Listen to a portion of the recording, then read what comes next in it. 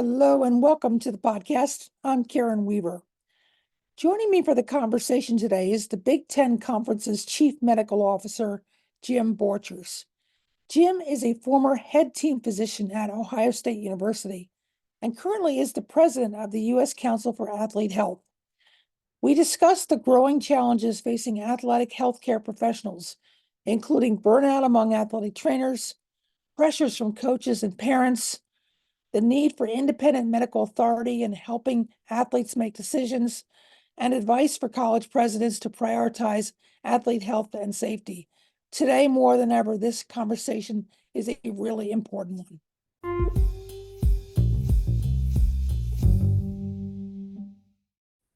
Jim, I'm so glad to have you back on the podcast. It was great to see you a couple weeks ago in Columbus. Thanks for joining me. Thanks so much, Karen. It's great to be here and good to see you again. Absolutely. So I want my audience to fully appreciate the expertise that you bring to the table in this discussion. You know, you were a former Ohio State football player, and then you became the Ohio State team physician for all 36 teams. Am I correct on that? Yeah, that's correct. I was the head team physician at Ohio State for the athletic department and the medical director there. Yes. Right. And now today, tell us about what you're doing today with USCAH and also with the Big Ten.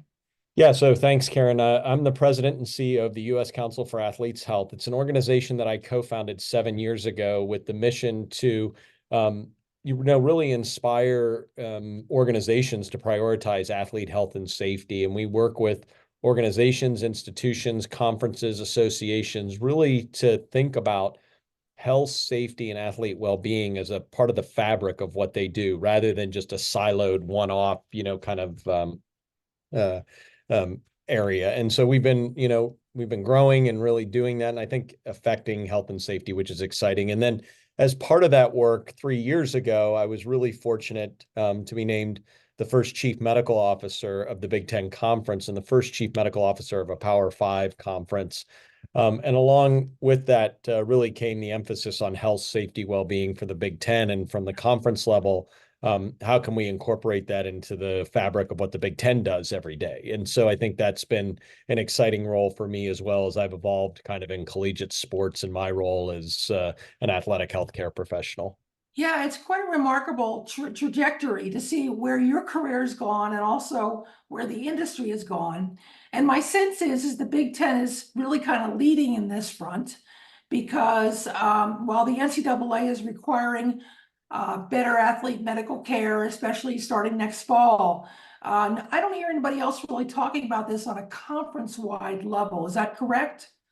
Yeah, I think that one of the things that we've been successful with at the Big Ten is uniting the institutions, and now the four new institutions coming in to really think about this a little differently, rather than from just an institution standpoint, from a alignment and consistency standpoint amongst the conference itself, and to be able to affect the things that happen from the conference level, including aspects of health, safety, and well-being, physical health, mental health, well-being.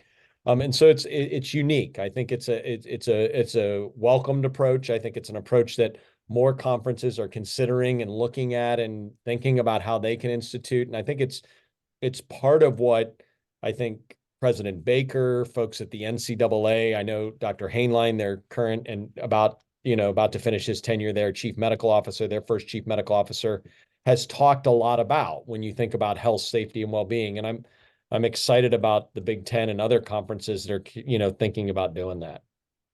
So at a time when people are finally starting to figure this out, that it requires considerable emphasis and passion from the conference office as well as from the institution itself, we have a problem that has been looming probably before the pandemic, but certainly during the pandemic, of athletic medical professionals getting burned out, being overworked, not really clued in on the practice changes and when athletes need more care and the medical care that the athletes are getting off campus. Talk a little bit about that, those two things intersecting at this point in time. Yeah, it's a really good point. I think there's some challenges. Healthcare has evolved. It's a complex industry, and it has grown to be more complex. And certainly populations like athletes add to that complexity with some of the challenges that they bring, the immediacy of the care that they need, the challenges to get them back to their activity as quickly as possible. And so I think that as you look at 2024 and some of the nature of how care has been provided in athletic departments, for example, um, healthcare has outpaced that model. And that leads then to, and we see this in other areas of healthcare, real challenges for the individuals that are providing that healthcare. And I think specifically athletic trainers. Athletic trainers are the hub of the wheel. They really drive healthcare. They're the primary healthcare providers for collegiate athletes. They really coordinate and keep centralized the health, safety, and well-being of collegiate athletes.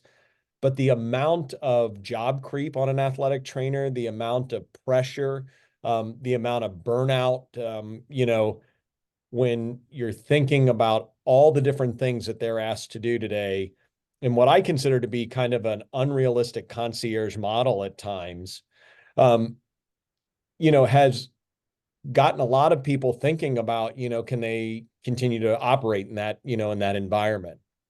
And I think some of that comes from antiquated structures and antiquated, delivery models that just don't really work in today's world. And that's, that intersection between athletics and healthcare. And then that can be a real challenge. I think there's been innovations in technology. There's been innovations in how people practice medicine, team-based care, how individuals are utilized in healthcare that has not really advanced into athletics. And then there's a risk awareness piece that I think has become much more prevalent as well, which is, the need to document, the need to follow best practice, the need to be making certain you're delivering standard of care, the need to, make certain that athletes as a, really at-risk population and really, kind of a special population when you think about what goes on with them and making decisions, really require a extraordinary amount of attention, and that can be a real challenge. So I think it is the crisis that's facing us, I think, without necessarily being well publicized in the public. I think the people in the industry are recognizing it. I think that in the public, you don't recognize the risk that it presents when you have athletic trainers that, are leaving the collegiate environment, for example, and you're not able to replace them. And there's lots of factors there, but I think that's something that we have to address. It's something that we need to be thinking about. It's something that organizations and institutions and departments need to be thinking about. And I think it's a real challenge, not unique just to this environment, but certainly one that's presenting itself. Yeah, it's a really good point. It's one of the reasons I wanted to have this podcast discussion. So let me ask an overarching question. Presidents often defer to athletic directors to manage their complex enterprise, whether it's a $1 million a year or a $250 million a year enterprise. Give me a sense of how many athletic directors do you think really understand this crisis that they're facing? I think that many of them are peripherally aware of it, but I don't think that they necessarily understand all of the details that surround it and all the challenges. I think that, look, at the end of the day, an athletic department is not a healthcare organization, but it requires a lot of, healthcare organizational structure and delivery inside the department for them to be successful. And traditionally, that's been provided as, I would say, kind of a siloed ancillary service by personnel. But you got to go beyond thinking about personnel. Yeah. And the crisis occurs that, what we're seeing, I think, Karen, is that oftentimes it's been really good people that have held it together. Yeah. That really good person leaves and you realize your structure doesn't sustain what you need to be excellent. And that is something that I think, more people need to be, aware of. I think that athletic directors are recognizing that the the opportunities to continue to operate the way that they've been operating are not going to exist. But I think then you have to really question, how do we integrate the expertise that we need, as, for example, many companies have done with chief health officers to really think about how does that, you know, get woven into everything we're doing inside the organization. And that's tough to do. It's a different approach, but it's an approach that many are going to need to be successful. I couldn't agree more. And I've worked at really small colleges and really big campuses like the Ohio State University. And I can see the vast differences just in facilities. I mean, if they have one whirlpool, they're like thrilled. They might have 200 athletes, but they have one whirlpool. And they're just not, they're responding as if athletics was 40 years ago versus the evolution, as you said, in healthcare, the expectations that athletes have to get immediate answers to what's going on with them. And that puts tremendous pressure on the athletic trainers. Yeah, I think that the pressure on athletic trainers in many settings today um, is so unlike anywhere else in healthcare because it's not just the pressure from the patient, it's the outside pressures from parents, from coaches, from administrators, and and oftentimes they're on an island by themselves. They don't have the collegial support and interactions that they need to really be, supported to make the decisions that they need to make. Um, it's the one space in healthcare where non-healthcare trained individuals really provide, a lot of pressure and opinion on what should be done. And so I think they need, that support is needed more than ever. And when you don't have that support, it's really difficult to operate. And so I think we're seeing that, and then that creates a crisis. And I think that's what you're seeing is that then the health, safety, and well-being of athletes are at risk. And that's when catastrophic events happen. That's when, misses happen. That's when, we see things that could have been prevented or could have been handled differently happen.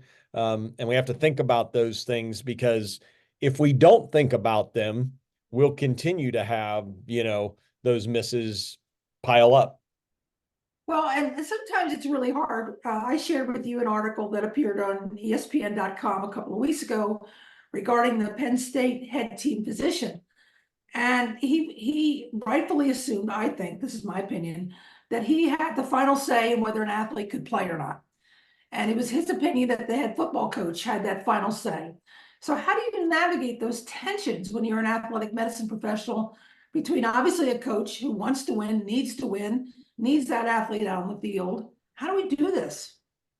Yeah, I think it's really important. A couple, kind of principles that underlie this. I think, and the NCAA has been very consistent in, identifying the importance of independent medical care and the autonomous authority of medical professionals, specifically athletic trainers and team physicians and mental health providers, to be able to make decisions that are not affected by non-healthcare personnel when it relates to the health, safety, and well-being of athletes. And I think that's a critical principle. I think the challenge comes when, as you just mentioned, there are additional influences that, that can be, quite honestly, difficult to manage. They can be really tough. And it's a culture issue. It's an issue around, we're all working towards the same goal. And I think it's also a an issue around, the healthcare provider really, they don't gain anything by an athlete not participating. I mean, there's not something there for them. But the challenge is that there's always seems to be another option, right? We've heard of some other option or and so that's where I think that collegial support, that team-based care, that consistency in message, that consistency in evaluation, and I think keeping the athlete informed. And I mean, making certain that they're comfortable with what's happening and then being open to the fact that athletes may need second opinions. They may need to go to their own, providers, to other comfort level to get the information they need to make decisions about what they're doing. And it doesn't mean that team physicians and athletic trainers they're still the primary authority on return to play at that institution. But I think we have to make certain that, this generation, they want to be involved in their care. They want to hear opinions from folks. And so all of those things make it challenging. But I think, as you mentioned, the pressures that can come from those outside influences, they're real. And they're, in my opinion, unlike really anywhere else in medicine, because the primary authority oftentimes is in those medical situations is not the medical provider. Oftentimes it's someone else.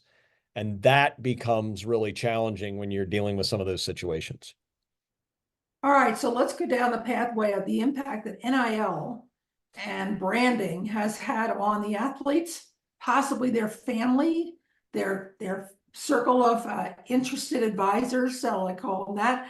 And an athlete gets injured and they all want to weigh in as to what they think is the next best option for their athlete who's injured. Talk us through that. Well, it's a challenge because again, you've now got other influences, right, that are making those decisions and that are, affecting what goes on with that athlete. I think that what has changed so much, in my opinion, now in today's world, as to perhaps where we were a decade ago and certainly 2 decades ago, is that the athletic healthcare providers at an institution were really viewed and trusted to have, the best interest of student athletes in mind. They weren't seen as necessarily an agent of the institution.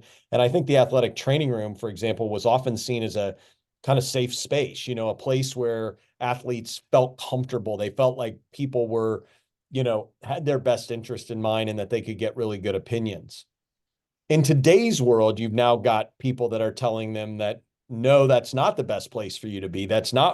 They don't have your best interest in mind. They have the institution's best interest in mind, or they want you to play so the institution can be successful. And I don't think the providers, have changed, but I think the opinions around the individuals that come to play, and now they've got these opinions. And then you start, as you know, Karen, you start to put the dollars in there and you start to put NIL dollars in there, and you start to put, you know, really, significant pressures from those earning potentials or what people expect. And that creates a real challenge. And I think that, you know, um, it's a challenge that we are just learning about. It's a challenge that we're just seeing, but you've got 17 and 18-year-old kids showing up on campuses making 5, 6, and sometimes 7 figures at some of these places. That, there's people that are interested in what's happening with them, and they're going to, direct people, direct them to certain places. And I think they're going to make decisions that are not necessarily in concert with what might be recommended at other places. Doesn't mean it's wrong. It just means that there's different thought processes behind why they're making those decisions. But it can create, I think, at times a bit of an adversarial relationship unintentionally between medical staffs and the athletes because they're hearing different things from different influencers. Right, right. And different motivations, right? I That's mean, right. it's That's always right. been assumed that the athletic trainers have only the athlete's best interest in mind. But then you have a situation like the former team physician at Penn State is saying, is that the head coach is making the final decision about the athlete playing, not me. And that's where you get into this constant narrative of who's in charge here, right? Yeah, well, yeah, I think that's a challenge. I mean, there's no question about that. I think that again, how difficult it is to get everybody going in the same direction, to get all those things. And I think that takes, it takes exceptional leadership. And I've been around people that have done that extremely well, that can manage that from what I call kind of that executive suite and make certain that those things are happening appropriately. It takes, it also takes exceptional attention to that area and to make certain that you're empowering the right individuals and that you're creating that. And I think that's a real challenge for administrators and athletic directors today. Yeah. That's really hard work. That's a real, that's a day in, day out. It's not something you think about quarterly. It's something you got to wake up every day and it's got to be part of your daily, routine. And, but I think that's a real challenge. And it's one of those points of emphasis that presidents could possibly regularly check in with their athletic directors about. Are we making sure we give the latitude that we need to responsibly give it to the athletic medicine staff? It's not a hard question. It shouldn't be a hard question to answer, but it does remind the people who work for the president that our first priority should be the medical care of our athletes and our students. Yeah, and I think you're exactly right. And I think that we're starting to see more leaders, presidents of institutions, boards of institutions, and even athletic directors of institutions that are saying, we need this expertise. We need it at a leadership level. And we need it to be communicating with our leadership so that we understand it and that we can all send the same message so that Yeah. we can make certain that those things are consistent. I think that when you don't have that expertise, it can become kind of daunting to say, how am I supposed to affect this area of health, safety, and well-being? Yeah. And I mean that differently than the people that are like in the trenches taking care of people and doing that work. That's really important. But you need someone, I think, who can provide you some guidance at a higher level. And I think we're starting to see people moving in that direction, even if it's not someone necessarily at the institution because you don't have those resources, but reaching out to experts to say, help us understand this, Yeah. and help us think about this and help us assess it and continue to study it and make certain that we're in a good place with it. And I think when that happens, I think we see a lot of, good momentum in the right direction. And I think more and more institutions are going to have to think about, about how to do that. That being said, it's not easy. No, no. It requires work and it requires a different thought process. So will that be something that you'll be able to effectuate change in, or hopefully in your role as chief medical officer across the conference? I think that one of the things we at the Big Ten that's been really important for us is we convened once I started there about 18 to 20 months ago, the first athletic medicine cabinet for the institution, which is the athletic healthcare administrator from every Big Ten institution. There are athletic trainers, there are team physicians. It's whoever the institution designates, similar to like the faculty athletics representative. That athletic medicine cabinet is now part of the governance structure of the conference. Okay. And what they are able to do now is have a voice that really, delivers on consistency and alignment amongst standards, amongst, expectations, amongst issues that come up to make certain that everyone's seeing things, I think, through the same lens. And that helps our institutions then to know that we're moving in a consistent direction. I think, in healthcare, consistency, alignment, making certain that what you're doing throughout your institutions is so important. And I'm really proud of the fact that we've been able to do that. We have a mental health advisory group that does that, in the areas of mental health when it is appropriate for the conference. We have other groups that meet that can provide that guidance, but it's becoming part of the whole conference governance structure. Yeah. And so that's something new and unique. And I'm really encouraged by that type of process as we kind of move forward that direction. So I think that is something that needs to continue to be affected. And because I don't think this is going to get easier. I agree. I think it's remarkable that you've gotten this far. So let me just take that one step further. So I know it's gotten better, but there's always undercurrent about visiting teams not being treated well as home teams. So could you expect that there'll be a standardization for visiting and home teams? Because 18 teams now, so you'll be seeing each other a lot, Yeah, we did that. One of the first things I did when I was named chief medical officer was convene experts from every campus to put together the baseline standards for every sport. So you knew what you should expect when you get to an institution. And to make certain that we understand that that baseline standard is the expectation and that although there may be other things that you provide at your institution, there may be, as you mentioned, resource issues, even amongst Big Ten institutions that we can't expect. But we should expect a certain standard for every sport. We look at that every year, we update it every year, we distribute it every year. And I think it's been very helpful for our medical professionals as well to understand this is the expectation. This is, what we expect. We've got a lot of sports, 24 sports in the Big Ten. We've got, a lot of people that I think, are welcoming this type of direction because it stops some of the questions that come about, well, what if this or what that? We've been able to, and it's also helped us with, for example, our neutral site tournament contracts and our multi-team event contracts. We say, look, here's our standard. Are you going to be able to meet this? If you're not able to meet this, then we have to question whether or not we can send a team there to participate, right? Gotcha. And it's had our institutions have been able to say, look, this isn't us. This is the Big Ten Conference. This is what we as a conference have aligned and committed to. And so I think those things are really important. And, it builds off of what I think the good work that the Sports Science Institute at the NCAA has done in really trying to create those standards and requirements for institutions. It's now incumbent upon us to make certain that we can effectuate those and make certain that that they affect the health and safety and well-being of athletes. And I assume that it impacts Big Ten championships as well, right? Because they're That's typically correct. all Big Ten campuses. Yeah. That's exactly right. That's Yeah. exactly right. So that just creates a level standard all the way up to the NCAA tournament, which conceivably could put your athletes in a better position to be healthy, successful, and have competitive success, right?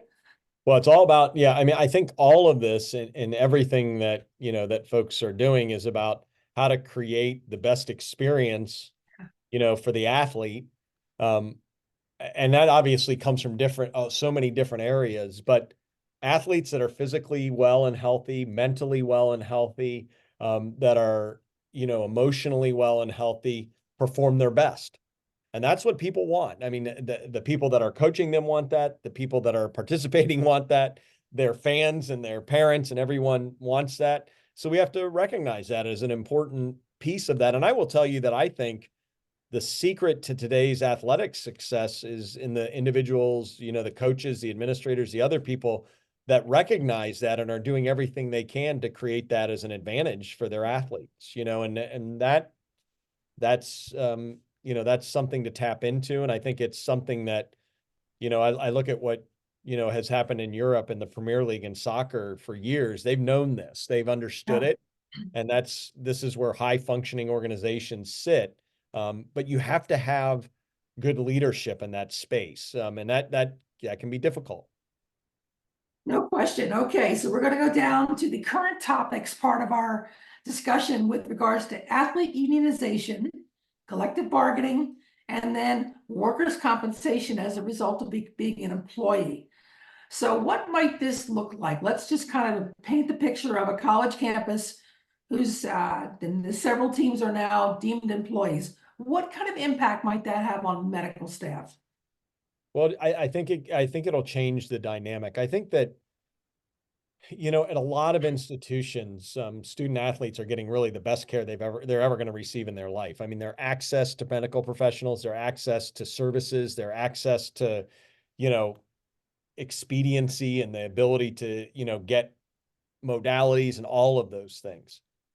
As you very well know, when you start to enter into collective bargaining, when you start to enter into, you know, um, employee relationships, those things are used as chips, as bargaining chips for various parts of what individual groups are interested in. And it will affect what athletes have access to. And then you talk about workers' compensation and just the whole, the laws around workers' compensation and how that's dealt with in athletics. It'll be a real challenge and a real difficult challenge. It's not like professional sport where you can just go get another player. I mean, it's not like you just go call someone up from the minor leagues. It's not like you just, sign a free agent in the NBA or NFL or MLS or call up from your farm system. And I think the other part of that is, you know, there's a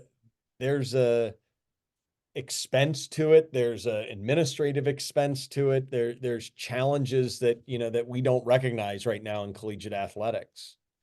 And I don't think that you can just necessarily extrapolate everything that happens in professional athletics to a collegiate environment. I don't know that, unless you split it off and create an employment entity that really is going to function like a professional organization, it would be very difficult to deliver the type of care that is delivered to athletes today in that space.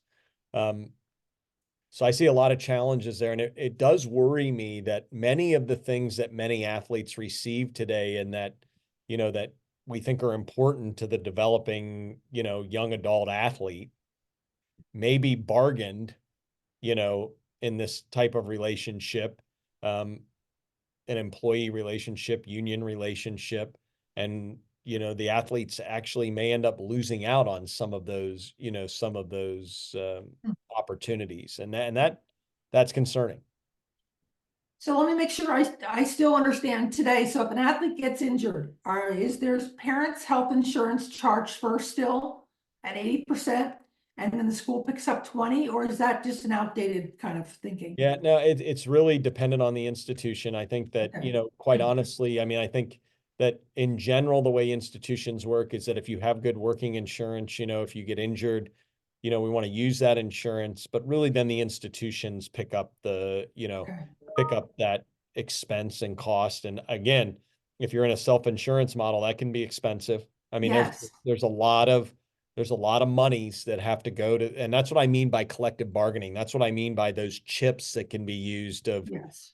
what are those, if you're paying an employee, this, I know it as an employee, what's that deductible now look like? What's the, where do where will you be covered? What are the things that can or won't be covered, and how do you create that through human resources and those sorts of things? And that's a different experience than what happens currently in athletics.